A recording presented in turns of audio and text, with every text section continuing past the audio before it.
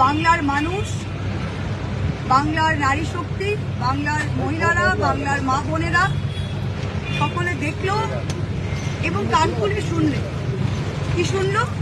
যে দেশের গৃহমন্ত্রী, দেশের স্বরাষ্ট্রমন্ত্রী অমিত শাহ তিনি 15 দিন ধরে বাংলায় বসে আছেন এবং তিনি আজকে বাংলার মুখ্যমন্ত্রী, 3 বারের মুখ্যমন্ত্রী আমাদের দিদিকে তিনি একটা খোলা মঞ্চে কি বললেন, এই দিদি কান খোলকে শুনলো।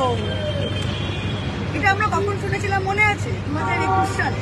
তখন তার বড় ভাই নরেন্দ্র মোদী যখন এসে এসেছিলেন, নরেন্দ্র মোদী বলেছিলেন দিদি ও দিদি। সেই রকেট ছেলে চিটকিরি কিন্তু বাংলার মহিলারা ক্ষমা করেনি। ভারতবাসীদের দুর্ভাগ্য যে আজকে সিংহাসনে এরকম নেতারা দিল্লিতে বসে দেশ পরিচালনা করছে। আর তিনি আজকে এসে মমতা দিকে যেটা বলেছিলেন না, এটা ভগবানই তোমার মুখ দিয়ে বলিয়েছে। কারণ ভগবান বাংলার নারীদের বলাতে বোঝাতে চায় যে এরা আসল রূপটা কি।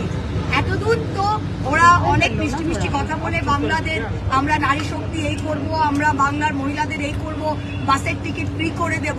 অমিত শাহ, তোমার আমাদের বাসের টিকিট ফ্রি করার দরকার নেই।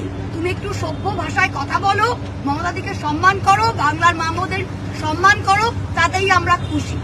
তোমাকে আর এখানে এসে এই ভাষায় যারা বলে তারা আগামী দিনে যদি ক্ষমতায় আসে তারা বাংলার মা বোনেদের কি করবে আপনারা বুঝতে পারছেন তো?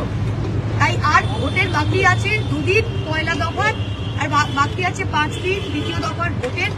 সকল মা বোনেদের আমি সতর্ক করছি, এই গুন্ডা, এই প্রতারক, এই মাওয়ালি, এই খুনিদের থেকে আপনারা সতর্ক থাকুন।